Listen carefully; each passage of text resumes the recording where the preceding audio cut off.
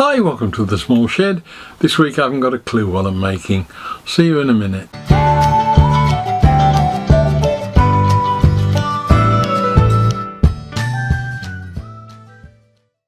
Right, it's Thursday afternoon, it's nearly 20 past 2 and I've got no content again for this week because I've been out mending sheds on the Metzanine for Monday, and Tuesday we went out to a National Trust place.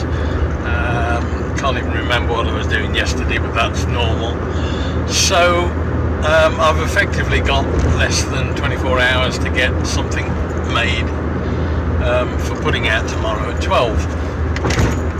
Got 1 or 2 ideas, but nothing really fixed, and I've not got any materials that I specifically could use those ideas on. So I'm going to try something different. I'm going to drive down now to the resource centre down in Worcester. It's only about a quarter of an hour away. I'm going to go in there and see what I can find and basically make something with what I can find in there. It's something different for me on the basis that there's no planning, no thinking about this. It's just got to be something that I can go in, find something, think, oh, I could make that out of that, or oh, I'd like to have a go at doing whatever, and we'll see what comes out of it. So let's go in and see what we can find.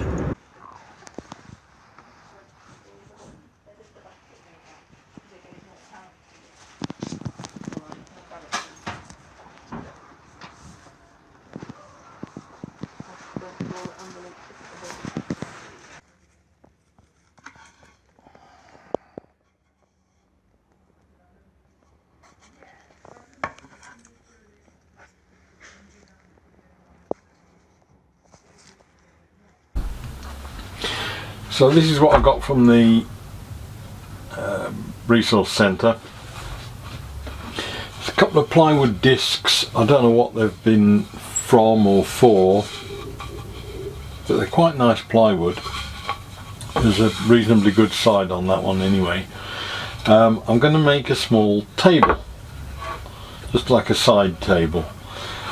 But for a long while now I've had it on the list of things to do to try one of these tensegrity structures, where you've got the integrity of the structure is maintained by tension in pieces of, essentially pieces of string or wire or something like that. So I want to do that. It makes it appear like the top is floating separate to the bottom. So I've got 2 of those for a top and a bottom, which should clean them, sharpen up quite nicely. I like plywood when it's got a coat of clear on it. And I've got a scabby piece of timber, which is the tulip wood again. It's about 75 by 20. It has got the most horrendous twist in it. I mean, it's probably 10 mil of twist in that length, and 600 or 700 mil long. But it was 35 pence, and I only need a relatively short length of it, so I think if I can get a piece like that. So that's the materials I've got. It's cost me the precise sum of £2 for 2 of those. They were £1 each, and 35 pence for that bit of wood. So for under £2.50 we should be making ourselves a side table. So the first thing I need to do, I think, is to get a template for cutting out the pieces beneath the top and bottom layers. And I think I've been doing some maths to try and get the angle that I need to establish that will get the drop from one table to another to be dead in the centre. So that piece of template I can cut out, and that will give me, 2 of those will give me a pair of brackets that will fit together, I think, in the right shape to keep the 2 top and bottom pieces parallel and the right distance apart. just going to cut this out now and we'll put it onto the timber.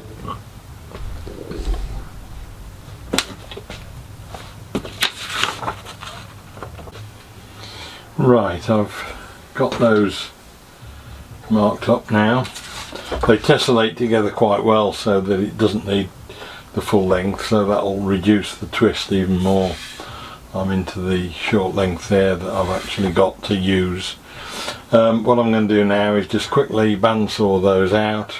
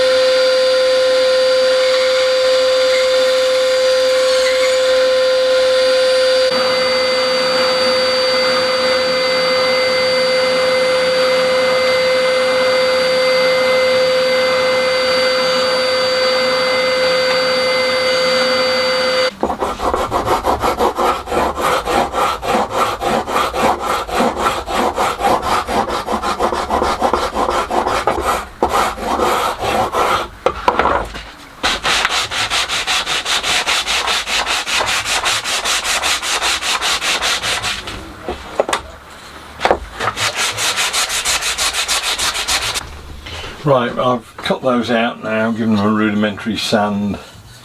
Still a bit of work to be done on them to get the shaping right, but that's essentially the shape that we're after. What we do, we get two of those, one on the top, one on the bottom, and then you just hang a piece of thread through from one to the other. I'll probably use some fishing line. And that will suspend the top table from that, and then to stop it wobbling around you then put 3 other separate nylon strings down. They stabilise it, but of course it looks like they're actually just holding the whole thing up, when in fact all the work is being done on that joint there.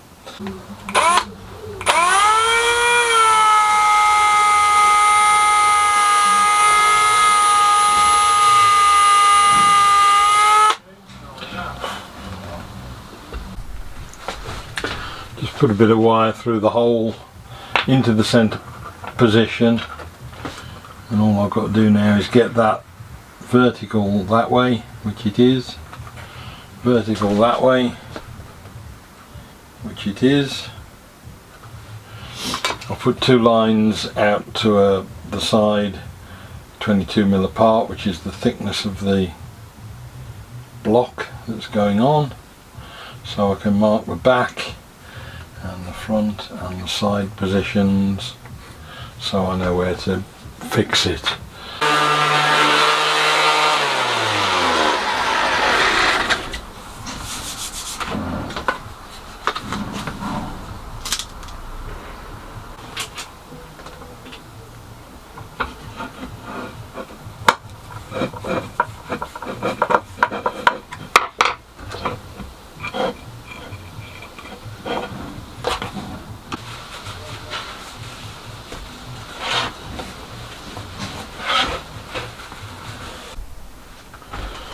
Just mark out now for the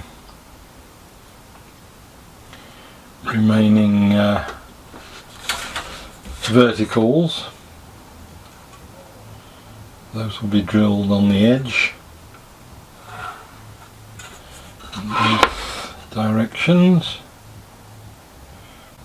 So there's one there and one there, and I'll do the same on the other half. It's just a mirror image, and then we'll connect the two together, and hopefully at that point we'll have a table.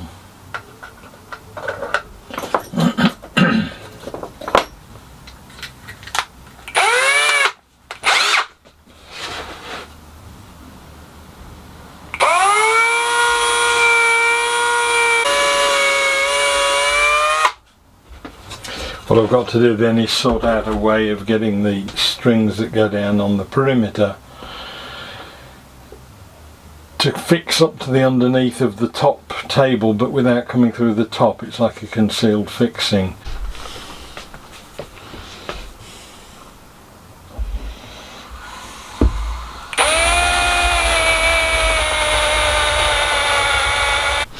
Right, that's all sanded to 400, so I'm just going to wet it down to raise the grain a bit now and then give it a knock back, take all the little fluffy bits off. Then it needs a very light stamp down, just to lift the grain a bit, it gives a better finish. Dry off.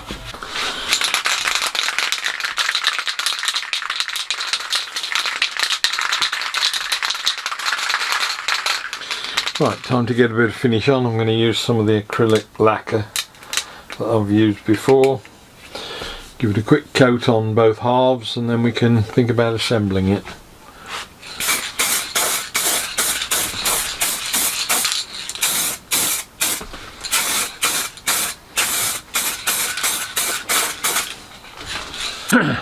Right, it's time to start assembly. I haven't put a top surface on it yet, finish, because I'm working with it face down for a bit, so I'll do that when I've finished as a last resort.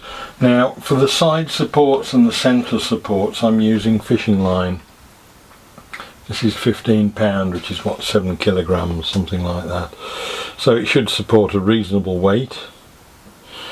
What I'm going to do is just there put a piece of wire in, fishing line in, and then put a bit of cocktail stick into it, and that will anchor it. I'll super glue them in, and that will give me the 3 supports that will thread up through into the top.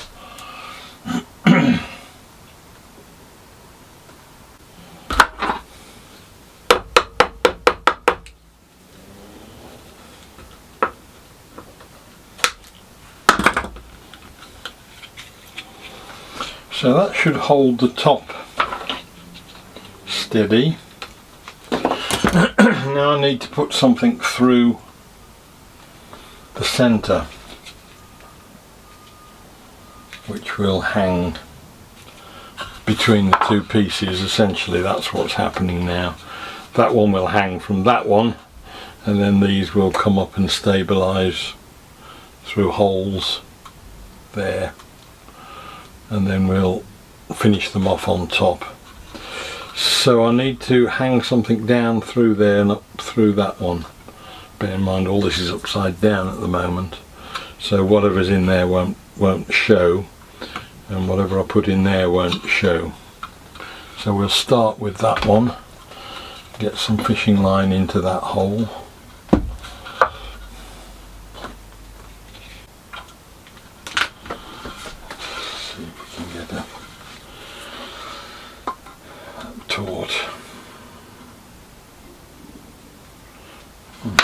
Might work.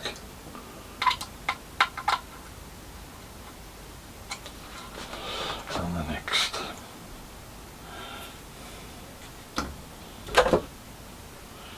I think the other 2 are longer, so that should be okay. I was a bit worried that I'd over or undercut the lengths. Right, pull that one tight. Start to see what's happening now.